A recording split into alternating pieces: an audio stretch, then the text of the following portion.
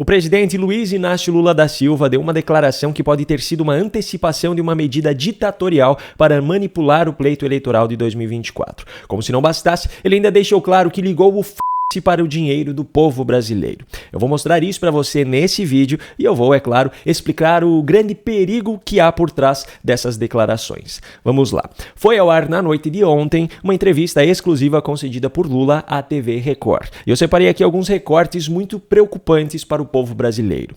Quando foi levantado o assunto da regulamentação das redes sociais, uma pauta fortemente defendida por Lula e seus aliados, o presidente utilizou uma informação completamente distorcida já no início da sua argumentação. E eu quero te dizer, sabe, com muita veemência, mas muita veemência, de que não é possível essas empresas continuarem ganhando dinheiro, disseminando mentiras, disseminando inverdades, fazendo provocação, campanha contra a vacina, campanha favorável a isso, campanha favorável a aquilo, sem levar em conta, sabe, nenhum compromisso com a verdade. As Big Techs, as empresas proprietárias das redes sociais, não disseminam informações falsas, assim como não disseminam informações verdadeiras. Quem faz publicações, sejam elas verdadeiras ou falsas, são os usuários. Só que Lula utiliza essa distorção para defender duas coisas que ele pretende implantar. Primeiro, que essas Big Techs paguem impostos no Brasil. Afinal, ninguém nesse mundo gosta mais de impostos do que Lula e seu companheiro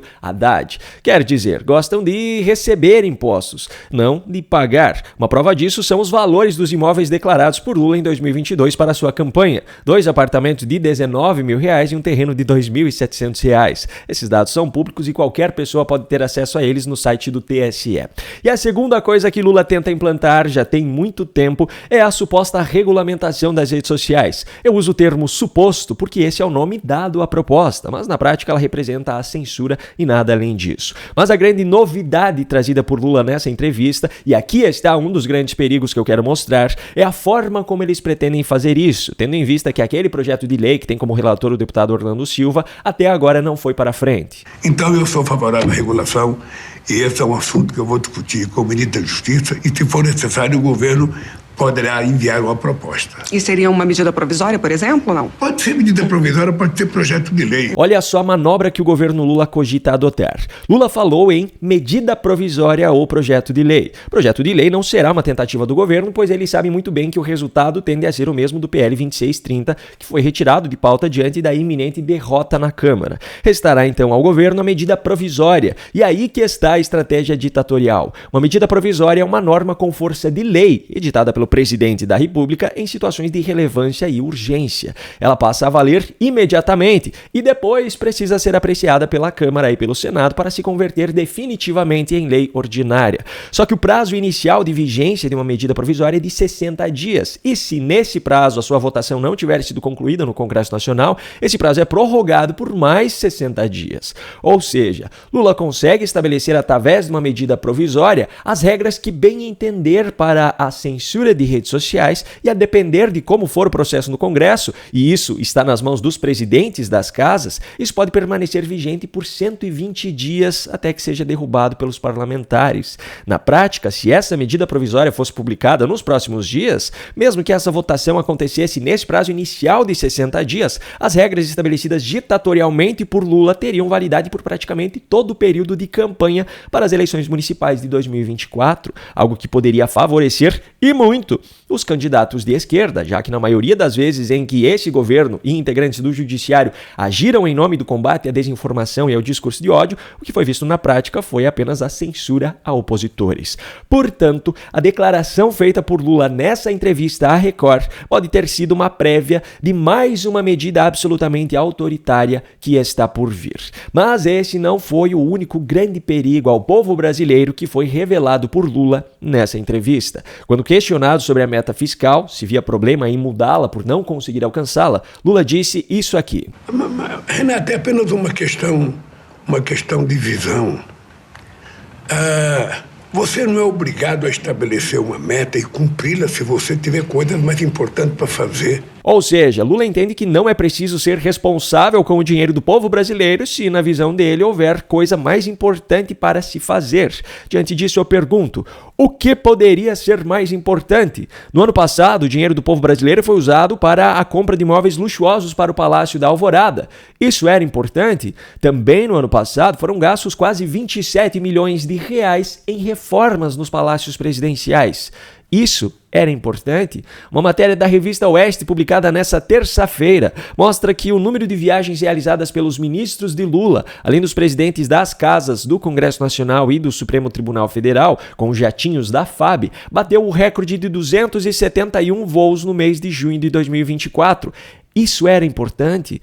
Por que eu levanto esses fatos? Porque o governo Lula deixa claro que suas prioridades são muito diferentes das prioridades do povo brasileiro. Portanto, quando Lula diz que não é preciso cumprir a meta fiscal se houver coisa mais importante para fazer, ele está dizendo que quer ter liberdade para fazer o que bem entender com o dinheiro do povo brasileiro.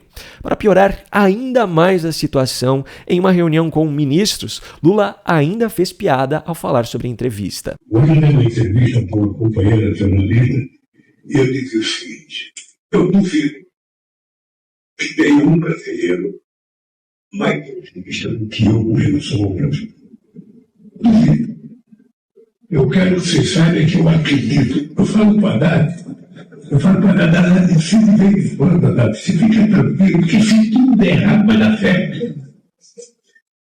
A única possibilidade dessa frase de Lula ser verdadeira é, mesmo que tudo dê errado para o povo brasileiro, ainda vai dar tudo certo para os integrantes do governo Lula. E é por isso que os ministros riram dessa piada absurda do presidente. Agora, voltando à entrevista à Record, Lula conseguiu deixar a situação ainda pior. Ou seja, Renato, se você lembrar da campanha, você está lembrado que eu dizia na campanha o seguinte: nós vamos criar um país com estabilidade política.